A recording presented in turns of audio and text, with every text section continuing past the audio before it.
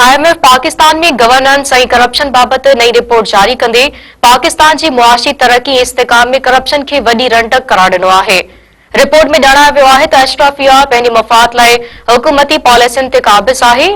उन हवाले सां असां ॻाल्हाइण लाइ राब्तो कयो आहे सीनियर तर्ज़ई निगार गुलाम नबी मोराई सां। अस्सलाम वालेकुम मोराई साहब।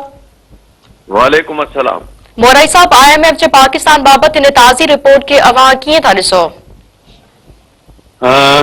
शर्मनाक ऐं दुखदायक आहे। शर्मनाक उन्हनि जे लाइ आहे जेके हुकुमरान आहिनि या इलीट क्लास आहे, उन्हनि जे लाइ त शर्मनाक आहे। पहिरियों दफ़ो जीअं ईअं खणी चइजे त उघाड़ो कजे कंहिंखे, उन इदारे जेको इदारो दुनिया जो तमामु वॾो उनखे मक़बूल ऐं दुनिया जो वॾो मुस्तनद इदारो सम्झो थो वञे, इंटरनेशनल मॉनिटरी फंड IMF, जेको जंहिंजे कर्ज़नि ते असां हलूं था, जंहिंजे टुकड़नि ते असां पलजूं था।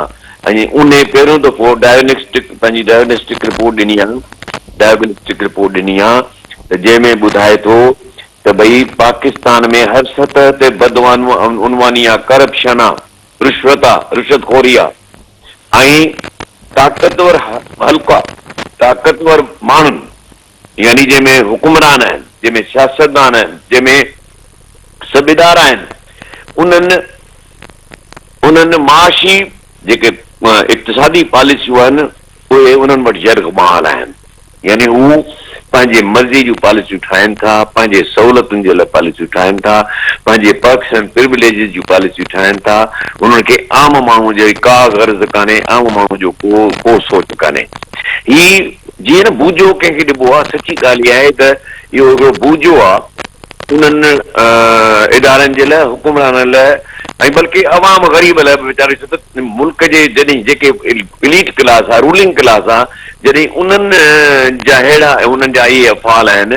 ऐं असां त ॻाल्हाईंदा रहिया आहियूं, सहाफ़ी त ॻाल्हाईंदा रहिया आहियूं, पर ॻाल्हि इहा आई त पहिरियों दफ़ो हेॾी दुनिया जे बैन अल-अक़वामी इदारे हिननि सभिनी खे बुछड़ो बि कयो आहे ऐं उघाड़ो बि कयो आहे। हाणे इन रिपोर्ट में चयो वियो आहे त 5300 अरब जी रिकवरीज़ जो हवालो ॾिनो आहे, जंहिंमें करप्शन जी निशानदेही कई आहे। ऐं उन खां पोइ हिन रिपोर्ट में जेके माण्हुनि खे शहरी सरकारी ख़िदमात जे उसूल लाइ रिश्वत ॾियणी थी पए, बदउनवानी या करप्शन या रिश्वतखोरी जो को क़ाबिल क़दुर बाएतमाद तरीक़ो कोन्हे, क़ाबिल एतमाद तरीक़ो कोन्हे को।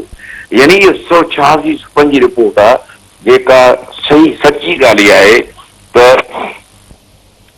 मूंखे या कुझु बाज़मीर माण्हुनि खे ज़रूरु ज़मीर झंझोड़ो थिए थो, पर ही जेके मथे आहिनि जिनखे आईनो ॾेखारियो वियो आहे ऐं आईने में बूझो छापे ॾेखारियो आहे, अलाह करे उन्हनि में इहा ॻाल्हि सम्झ अचे त ही पाकिस्तानी थियनि, वतन दोस्त थियनि ऐं अवाम दोस्त थियनि। मोराई साहब, रिपोर्ट में शुगर मिल मालिकनि जो बि ज़िक्र कयो वियो आहे, जंहिंमें ॼाणायो वियो आहे त मुल्क में खंड जो वॾो ज़ख़ीरो हुजण बावजूद शुगर मिल मालिक हथरादू खोट पैदा करे हुकूमती पॉलिसियुनि ते असरअंदाज थिया। उन में केतिरी हक़ीक़त आहे?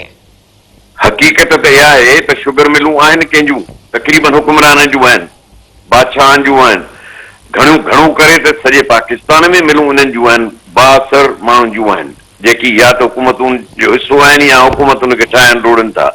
यानी तव्हां ही अजीब मुल्क आहे जिन जा कारखाना आहिनि, जिन जा कारोबार आहिनि, जिन जा उहे पॉलिटिक्स में बि आहिनि, सदर बि आहिनि, वज़ीर आज़म बि आहिनि ऐं वज़ीर बि आहिनि, ऐं उहे सियासी जमातुनि जा कारकुन आहिनि जेकी या MP MLA आहिनि या सेनेटर आहिनि, उहे उन्हनि इन्फ्लुएंस था कनि। भई ॻाल्हि इहा ई वाहिद मुल्क आहे जिते इंडस्ट्री या शुगर इंडस्ट्री जेकॾहिं आहे त इहा यरगमाल आहे। इन में जेके प्रोफेशनल शुगर मिलनि जा मालिक आहिनि उन्हनि जा बि ठठ आहिनि, छो त पॉलिसियूं ठाहिण वारा ई आहिनि। पॉलिसियूं ठाहिण वारा हुकुमरान आहिनि जिन जूं पंहिंजूं मिलूं आहिनि, उहा हथरादू खोट, ॾिसो IMF थी चए, मां नथो चवां, हथरादू खोट ॾेखारे, कमद जो अघु घटि करे आबादगारनि जो इस्तेसाल करे, उन्हनि खां घटि रेट ते कमद वठी, ऐं जीअं वरी कमद जी पीड़ा जी घटि थी थिए, ख़तम थी थिए फरवरी ऐं मार्च में, त वरी खंड जो रेट चढ़ियो वञे। त हिननि जेके हुकुमरान आहिनि, इहो बिल्कुलु IMF जो सही तजियो आहे त ही जेके हुकुमरान आहिनि हिननि जूं पंहिंजूं मिलूं आहिनि ऐं पंहिंजे ई माण्हुनि खे था फुरनि लुटनि। मोराई साहब, रिपोर्ट में ॼाणायो वियो आहे त अदालती निज़ाम ते कब्ज़ो ऐं करप्ट अंसरनि जो एहतसाब न थियण करप्शन जो सभ खां वॾो सबबु आहे। उन बाबति छा चवंदा? बदकिस्मत आहियूं असां, ॾाढा बदकिस्मत आहियूं। ॻाल्हि ॿुधो, जॾहिं इंग्लैंड जी ऐं पंहिंजी जर्मनी जंग पे हली त जॾहिं चर्चिल वज़ीर आज़म हो इंग्लैंड जो, त जॾहिं मोटियो पंहिंजे जंग जे मैदान तां ॾिसी सूरत हाल, त उते माण्हुनि सुवाल कयुसि त भई तव्हां ॿुधायो असांखे त अंग्रेज इंग्लैंड खटंदो या जंग खटंदो या जर्मनी खटंदो? त हुन खां सुवाल पुछी त तव्हांजा जेके जज आहिनि से इंसाफ़ ॾियनि वेठा माण्हुनि खे? तुंहिंजा जजिस त इंसाफ़ ॾियनि था माण्हुनि खे, ना इंसाफ़ी कोन था कनि, न कान था कनि। जंहिं मुल्क में ना इंसाफ़ी न हूंदी, माण्हुनि खे इंसाफ़ मिलंदो, हर को उहो हिकिड़ो हिकिड़ो माण्हू सिपाही आहे पंहिंजे वतन तां मरी मिटंदो। तंहिंजे करे इंग्लैंड जंग न हाराईंदो। माना अदालती निज़ाम जे करे न हाराईंदो। बुनियाद अदालती निज़ाम आहे, बदकिस्मती आहे त अदालती निज़ाम जो खानो ख़राब करे छॾियो, अमेंडमेंट्स करे, हाणे त वरी ख़ासि तौर ते 6वीं 27वीं तरमीम करे, ऐं जजनि खे यानी हाई कोर्ट सुप्रीम कोर्ट जे जजनि खे सभिनी खे अहिड़े नमूने लगाम ॾिनो वियो आहे जो कुझु बि हुकूमत जे इशारे खां ॿाहिरि न करे सघनि।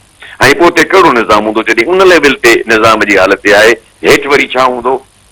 सो तंहिंजे करे जेसि ताईं मुल्क जो निज़ाम इंसाफ़ जो निज़ाम ठीकु नथो थिए, तेसि ताईं मुल्क जे तरक़ी जो को सुवाल ई पैदा कोन थो थिए। गुलाम नबी मोराई साहब, मेरान टीवी सां ॻाल्हाइण लाइ अव्हां जी महिरबानी।